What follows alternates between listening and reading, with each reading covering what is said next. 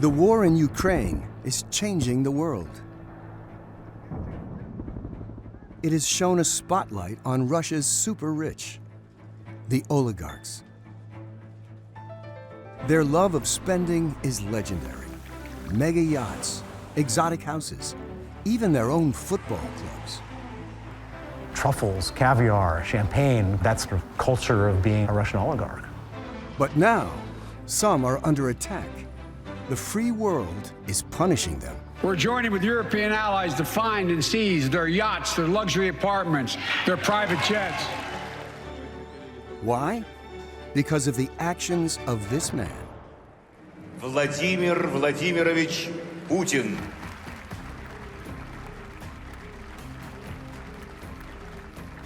Putin himself has become the focus of financial investigations. Is Vladimir Putin the richest man on earth? Putin has to be the richest of the rich. He has to be the oligarch, the billionaire, to beat all the other oligarchs and billionaires.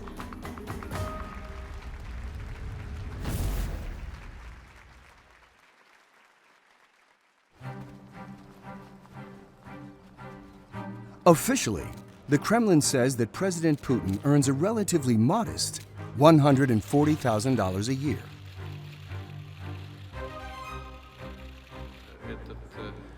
But reports featuring remarkable drone footage have alleged he has a vast palace worth $1 billion, as well as private jets and mega yachts.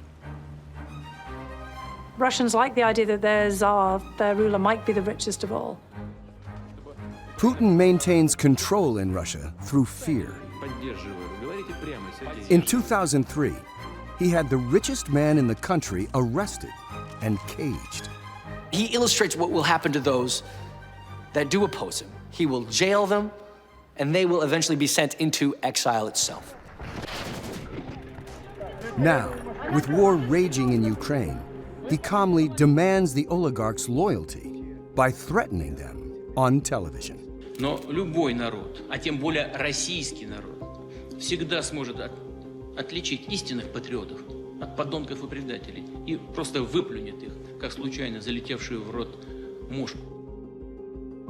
The oligarchs face a grave crisis, caught between criticism in the West and a backlash at home. This is the story of Russia's super rich and the man who rules over them. Putin came to power in 2000 when President Boris Yeltsin endorsed him as his successor. The oligarchs also supported Putin. Some of these oligarchic figures thought for themselves that he is a forward-thinking, perhaps even progressive, moderate politician. He is someone who perhaps they can help steer, just as they've done with President Yeltsin. But they were in for a big surprise. It's very clear by the first and second years of Putin's term in power that the oligarchs have supported someone for president that they underestimated. President Putin himself is going to be the actual man and regime in charge.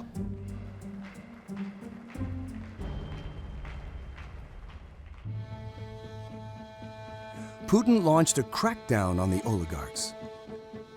And so he outmaneuvers all of the old-style oligarchs, people like Boris Berezovsky and others who've been close to Yeltsin, who thinks that they can manipulate Putin, and they find out very quickly that they actually cannot.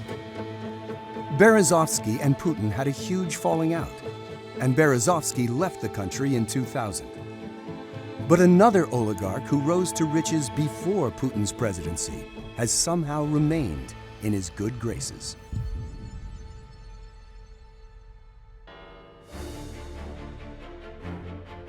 Roman Abramovich is best known for buying the Chelsea Football Club. He made his fortune through the Russian oil company Sibneft. And he owns stakes in the steel giant Yevraz, Norilsk Nickel, and the country's largest aluminum company. In 2005, Abramovich sold his stake in the oil company for over $13 billion. Berezovsky sued Abramovich for breach of contract in the biggest civil case in UK history. He claimed that he and Abramovich both held a stake in Sibneft. Roman Abramovich, the Russian billionaire, has been defending himself at the High Court in London against accusations that he betrayed a business rival. The allegation is made by Boris Berezovsky, who claims that he was bullied, in effect, into selling oil shares at a fraction of their worth. In statements submitted to the court, he said, "I was not his protégé, he was not my mentor. I was quite surprised by his extravagant lifestyle. However, I was never interested in imitating this lifestyle." The judge ruled in favor of Abramovich, saying that Berezovsky had never been an owner. Berezovsky was left close to bankruptcy.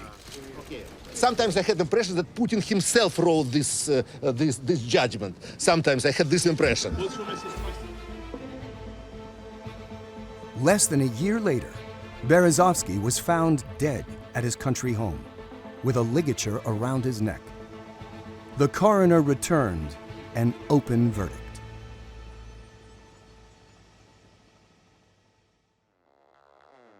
Meanwhile, Abramovich was free to splash his cash on some very extravagant toys.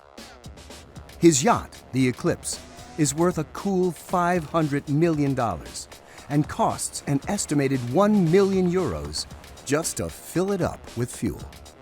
It has 2 helicopter pads, 2 swimming pools, several hot tubs, a mini submarine, and a missile detection system.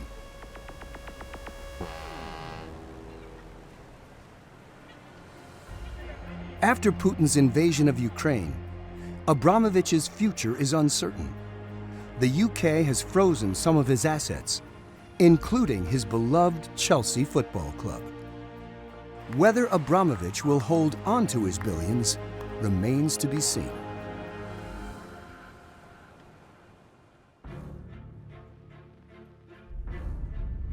In 1917, the Bolshevik Revolution brought about the Soviet Union and the first communist country. It lasted for most of the 20th century.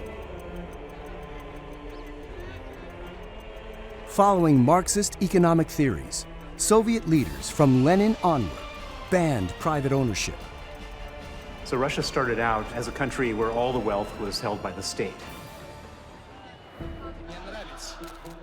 Doverye, no proveye. Trust but verify. The Cold War began to thaw in 1985, when Yeltsin's predecessor, Mikhail Gorbachev, befriended US President Ronald Reagan. The Berlin Wall came down in 1989, and the Soviet Union fast-forwarded into the modern era.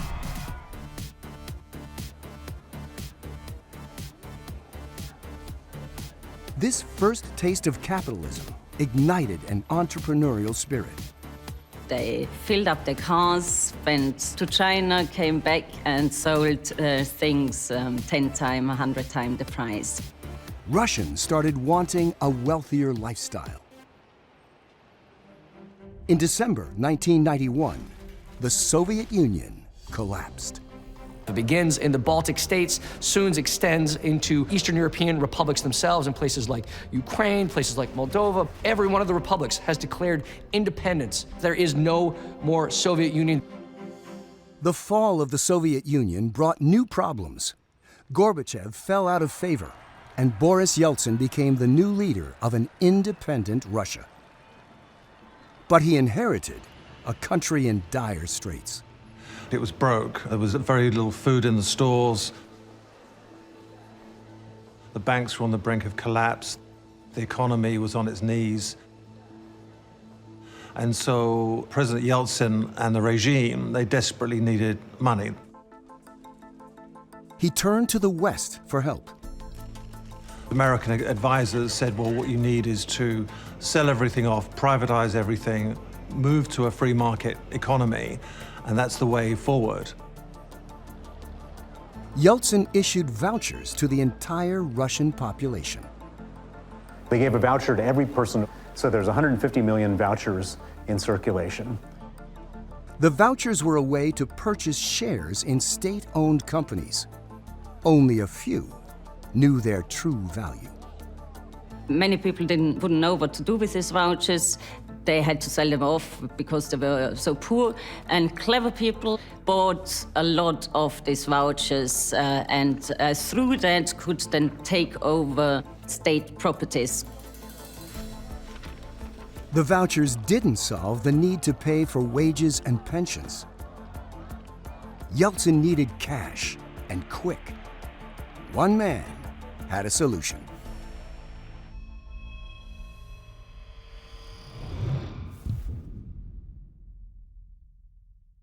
Vladimir Potanin was the richest man in Russia in March 2022. He's known as the brains behind a scheme called Loans for Shares. This financial plan was the birth of the oligarchy. He was really the architect, the mastermind behind Russia's privatization program. In the 90s, he was really known as the uber oligarch of all. The way the scheme worked was, the well-connected lent the Kremlin money, and if the government defaulted on the loan, they received shares in the country's national industries. Potanin set up Interos Bank and made his fortune by acquiring Norilsk Nickel, a company close to bankruptcy under communism that quickly found enormous commercial value. His great financial clout and influence even bought him a place in the Yeltsin government. In 1996, Potanin became deputy prime minister. But while a few prospered, many ordinary Russians did not. The vast number of Russian people were completely ripped off, and the new free market economy didn't work in the sense it didn't deliver for the Russian people. There's literal starvation in provinces in Russia. Professors had to become taxi drivers, nurses had to become prostitutes. And so there wasn't a person in Russia that was happy at the end of the Yeltsin era. Yeltsin was popular among the people, but after a series of uncomfortable televised appearances, faith in his leadership waned. By 1999, it was the end of the road as alcoholism took its toll and his health deteriorated. The following year, Vladimir Putin became president of Russia, and a new era for the oligarchs began. Born in St. Petersburg in 1952, Putin joined the Russian security services, the KGB, at age 23, and soon worked his way up the ranks.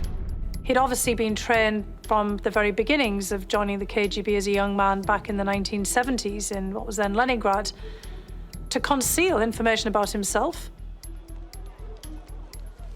He was selected as a potential successor to Yeltsin and joined the administration in 1996. He became a popular choice for leadership. The public believed him to be a strong leader, a religious man, and somebody who would crush corruption. This bare-chested bear of a man who is willing to do what these effeminate Western leaders are not willing to do. The oligarchs supported his rise, expecting him to be progressive, like Yeltsin. But Putin had no intention of allowing the oligarchs control over his presidency. Yeltsin fell prey to the machinations of the various oligarchs around him. Putin does not want to be in that position. Putin has to be the richest of the rich. He has to be the oligarch, the billionaire, to beat all the other oligarchs and billionaires. He rallied popularity among the public, presenting himself as a charismatic action hero, riding with bikers, flying with cranes, spearfishing, cuddling animals and children. He won the public's affections. But his most popular move was reasserting control, his currency fear. Вот это государство вы сами и формировали. В значительной степени через подконтрольные вам политические и околополитические структуры. Поэтому меньше всего, наверное, нужно кивать на зеркало. He began with a bang by pursuing the most famous oligarch in all of Russia.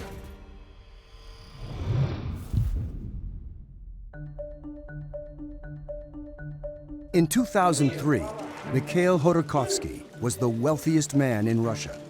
His fortune was made from oil. Khodorkovsky had a background in chemistry and a gift for pioneering new businesses. He's a very smart guy from a technical institution. He's very much an independent thinker, but he was too far ahead of his time. In 1988, he established one of the country's first private banks. He loaned the government money and struck gold when the government defaulted on the loan, and he acquired a 78% interest in a state oil company. Yukos Oil Company, it became incredibly profitable and lucrative, and was making billions of dollars.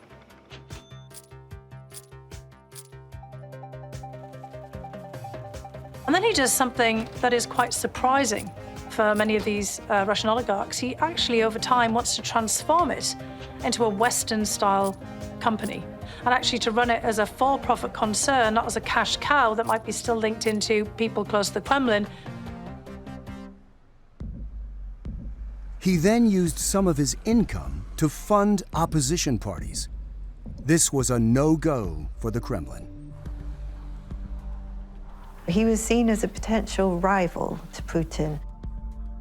So Putin was persuaded that he should be taken down.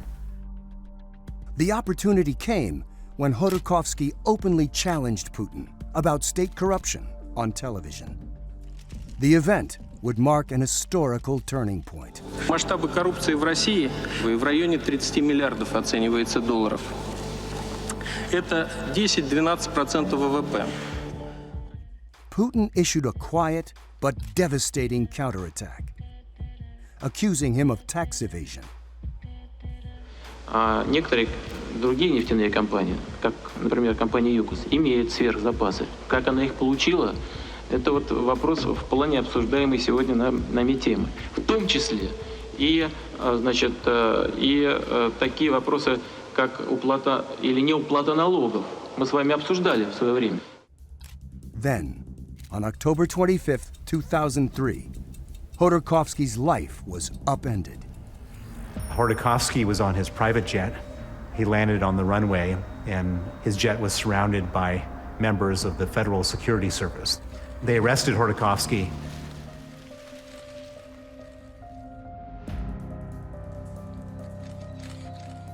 In Russia, when you are put on trial, there's a 99.7% conviction rate in criminal court in Russia. And then Putin allows the television cameras to come in the room to film the richest man in Russia sitting in a cage. And this had a profound effect on all the other oligarchs. Imagine that you're on your yacht, you're parked off in Antibes, France, flick on CNN, and there you see a guy far smarter, far more powerful, far richer than you, sitting in a cage. What's the natural reaction? You don't want to sit in that cage yourself. Khodorkovsky was found guilty of fraud and sent to jail. So Khodorkovsky sits in essentially a gulag for a good decade to warn other oligarchs of the limits of their ownership and the limits of their commercial independence.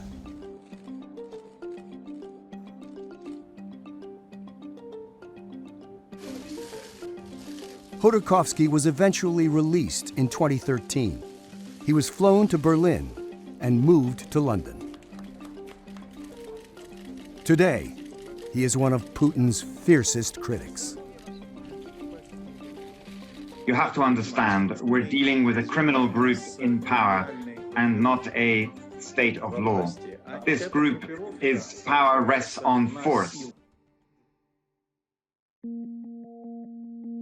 Bill Browder knows what it's like to be on the wrong side of Vladimir Putin. He was one of the early foreign investors in Russia's new stock market. In 2005, he was deported, his assets seized. He testified about the impact of Khodorkovsky's trial in front of the U.S. Senate Judiciary Committee. Other oligarchs went to Vladimir Putin and said, "What do we have to do to not sit in the cage?" And he said, it's very straightforward, 50%. Not 50% for the Russian government or 50% for the presidential administration of Russia, 50% for Vladimir Putin. And so he became the richest man in the world in that moment. In response, other oligarchs from the time have strenuously denied Browder's claims, Power from him. while investigative journalists have tried to get to the bottom of Putin's purse strings. But the person who's been most effective at this has been Alexei Navalny, the Russian opposition figure. And that's why he's in jail, and that's why there was an attempt to assassinate him using Novichok, the same substance but in a different form that was used to poison Sergei Skripal and his daughter Yulia in Salisbury. Novichok is a deadly nerve agent, a chemical weapon. This was a very serious effort to eliminate Alexei Navalny because he's been exquisitely capable of unraveling and spooling an awful lot of the threads behind the corruption, the kleptocracy that surrounds Putin.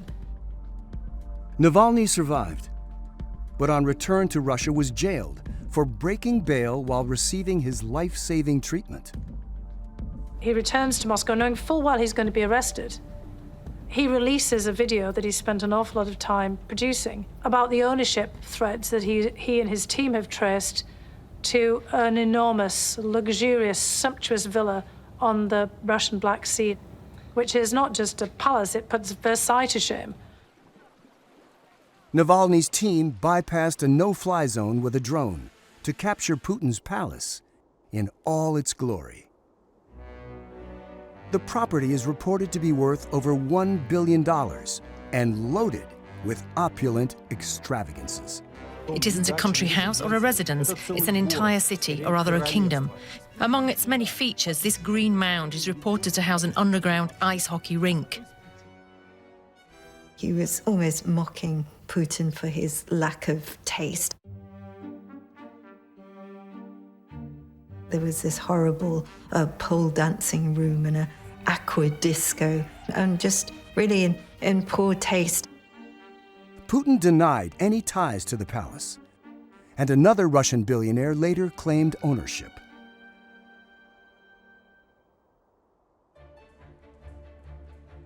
In March 2022, as the bombs rained down on Ukraine, Navalny was given a further 9 years in jail. It's unclear whether this was linked to Navalny's claims that this super yacht also belongs to Putin. Press reports valued the Scheherazade at $700 million, making it one of the most expensive super yachts in the world. The British captain denied the boat belongs to Putin. As for Putin's other critics, Browder and Khodorkovsky, they both fled to London. The city has also become a favorite destination for oligarchs. The arrival of Russian riches in London has supercharged the economy. Russians like to spend big. When the Russian oligarchs moved to London, one of the priority was to buy property. As a bolt hole, their favorite areas would be Knightsbridge, particularly if it was close to Harrods, if they have properties within the heart of the British establishment, which is Mayfair, Belgravia, Kensington, Chelsea, and those areas, they feel accepted. There have been a number of unexplained deaths of Russians in London. Alexander Litvinenko was an ex-KGB agent. He became a British citizen in 2006. He was a former member of the security services who essentially had defected to the West. In 1998, he accused the KGB of assassinating Boris Berezovsky and killing a journalist. On November 1st, 2006, Litvinenko drank deadly tea in the Millennium Hotel in London's Mayfair. He was known as the man who solved his own murder when he guessed he'd been poisoned. It became a diplomatic incident. Putin wanted to make an example out of him, but he also wanted to test the British system of justice.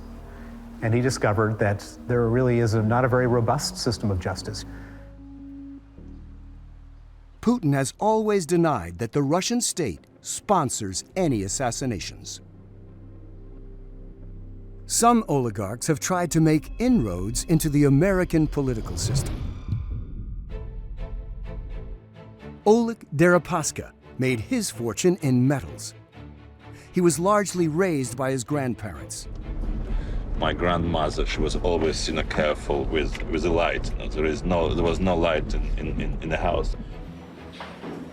He started trading in metals at a time when the Soviet Union had collapsed and lawlessness reigned. Aluminum promised massive profits, and blood was spilled. Gangsters vied to control the industry. Around 100 people were murdered. Although it's not suggested that Deripaska was involved in any criminality, he did end up in control after the feuding subsided. Deripaska was able to emerge on top from a period which in the 90s had been really vicious. The era was known as the Aluminium Wars. He's claimed in the past that he restored order to the industry. It was like a Wild West in Russia. It's not a period he remembers with pride. To go through without any single thing which you could later believe was wrong. It was very difficult. But I believe whatever I did, I can't say that I'm proud, but I believe that I did the right thing. Deripaska married into the Yeltsin circle and quickly adjusted to life under Putin. The Kremlin had taken control of law enforcement. Most businessmen only owned their businesses through the Kremlin's grace. Deripaska managed to maintain a working relationship with Putin. The oligarchs are now going to be subservient to the state itself. And this is a shift, this is a new dynamic. Putin showed who was boss on national television after Deripaska shut down a local plant, leaving workers without wages. Считаю, что вы сделали заложниками своих амбиций, непрофессионализма, а может быть просто и тривиальной жадности. Deripaska was called up like a naughty schoolboy to sign an agreement to reopen his plant.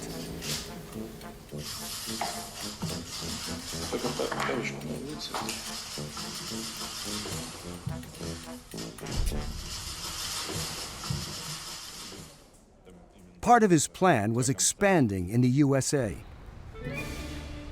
And in 2003, he hired former Senator Bob Dole to lobby on his behalf. He's able to go to one of the leaders of the American Republican Party and say, I would like to give you a slice of my newfound wealth in order to access your country, your policymaking apparatus. Dole agrees, Dole takes the money, and the doors of the United States of America are suddenly open to Mr. Deripaska. He became known for throwing lavish parties at Davos. He is succeeding in creating this image of himself as a globe-trotting member of the global elite. Deripaska built a presence around the world. In 2006, he formed N+ Group, and his aluminum company became the world's largest. Deripaska really hit the headlines with the Mueller inquiry into Russian interfering in the 2016 US presidential election. He was very close with Paul Manafort, who was the former head chief of staff in the Trump campaign. The investigation into alleged links between Donald Trump's election campaign and Russia has taken a dramatic turn, with the news that his former campaign chairman, Paul Manafort, had been indicted by a federal grand jury. Manafort was sentenced to 7 years in prison. Traitor! His convictions included tax fraud, bank fraud, money laundering, and unregistered lobbying. A year later, he was pardoned by President Trump. The U.S. imposed sanctions on N+ and seized some of Deripaska's assets in 2018. Oleg Deripaska denied all the charges leveled against him. He attempted to clear his name by suing the U.S. Treasury. Reporters asked him about the case. And I know that I was punished only because I was a Russian businessman. There was no other Russian explanation. And I hope to see what they will present in court, when they need to present their answers. His suit was unsuccessful. But the U.S. Treasury, under Trump, did lift the sanctions on N+ after Deripaska reduced his majority ownership. And so Putin was really more of an image for Trump of something that he wanted to be himself. He had degrees of autocrat envy. And he certainly saw Putin, on that surface as being the richest of the rich, potentially the richest man in the world, running a country as if it was his own asset. And so he also saw him as being not just fabulously rich, but fabulously powerful. As far as Deripaska, he has come a long, long way from being simply a rising businessman with close ties, allegedly, to organized crime. In 2021, Deripaska suffered further trouble in the U.S. when the FBI raided his homes in New York and Washington, D.C. But when Putin invaded Ukraine, the UK imposed further sanctions on Deripaska, freezing his assets there too. What we've concluded is that there is enough connection, enough of a link between the Putin regime and the individuals in question to justify the action. I can see that people connected to the Putin regime need to be sanctioned, and that's what we're doing.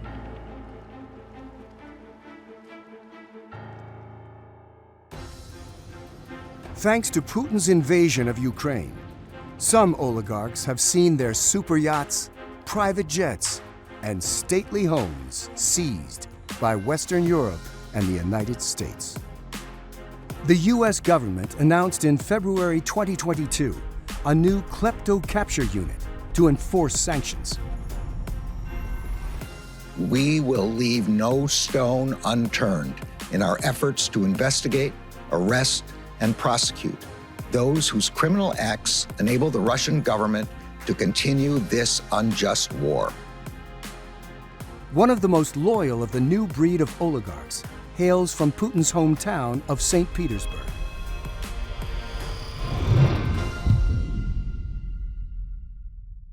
Yevgeny Prigozhin is alleged to have made his money from large catering contracts with the Kremlin.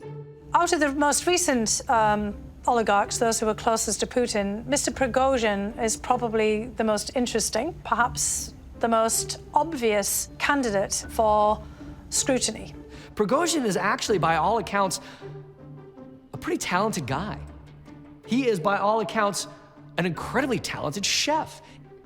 In fact, he is known as Putin's chef. He served jail time for robbery, fraud, and involving minors in crime. After his release, he became a hot dog vendor before segueing into the restaurant business. Putin became a regular patron of his restaurants, and Prigozhin became a confidant. He received large contracts to feed Russia's schools and military, as well as catering state banquets. In 2002, President George W. Bush was a guest, Prigozhin always by Putin's side. Whether Prigozhin's role was purely food-related is a little murky. History would later see him accused of cooking up some very different recipes for the Kremlin. He begins moving into a new space entirely, the social media space. Prigozhin was accused of attempting to sway the 2016 U.S. presidential election by creating something called the Internet Research Agency. He was someone who could foresee the impact and influence of social media in and of itself. In 2018, the U.S. Department of Justice indicted 13 Russians connected to the research agency. The defendants allegedly conducted what they called information warfare against the United States. 12 of the individual defendants worked at various times for a company called Internet Research Agency, LLC, a Russian company based in St. Petersburg. Yevgeny Viktorovich Prigozhin funded the conspiracy. U.S. intelligence described the agency as a troll farm. It employed fake accounts, or bots, on major social media networks. These were Russian trolls sitting at keyboards in St. Petersburg, targeting American tensions to sow chaos across the board. They used stolen or fictitious American identities, fraudulent bank accounts, and false identification documents. According to the indictment, the Americans did not know that they were communicating with Russians. But a lot of it was really amplifying the really hot-button topics and the divisions and cleavages that have emerged, for example, gun rights, abortion, religious identity.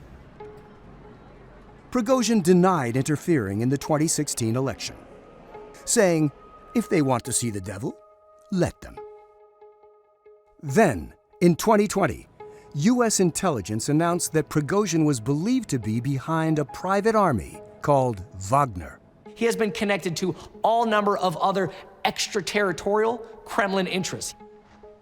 The Wagner Group has been heavily involved in operations overseas for Russia, where the Russians don't want to risk conventional military forces.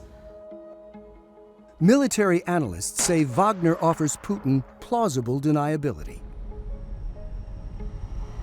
Prigozhin was sanctioned by the EU and the UK for alleged links to Wagner activities.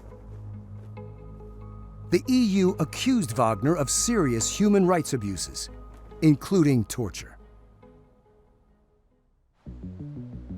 In 2021, the FBI offered $250,000 for information leading to the arrest of Prigozhin. He has been identified by the highest levels of the American government, one of the most successful players in Russian efforts at destabilizing Western countries, including the United States of America. Prigozhin has always denied any connection with Wagner activities or any wrongdoing. In recent years, intelligence services have been focusing on Vladimir Putin, and so have journalists. In early 2016, hundreds of journalists around the world published an unprecedented look into the world of the offshore economy. This was known as the Panama Papers. At its heart was information leaked from a firm called Mossack Fonseca. It was a law firm, an offshoring firm based in, as the name says, Panama, providing offshoring and anonymous wealth services to any client around the world. In 2018, Mossack Fonseca said it would shut down as a result of reputational damage due to the Panama Papers leak. It denied any wrongdoing. In 2020, prosecutors issued arrest warrants for its partners on charges of accessory to tax evasion and forming a criminal organization.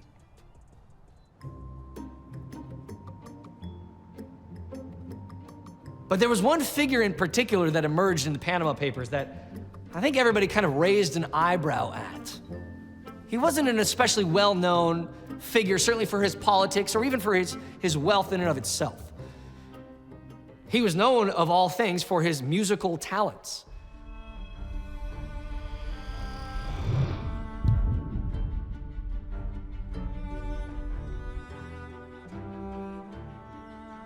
Sergei Roldugin is a professional musician and artistic director at the St. Petersburg House of Music.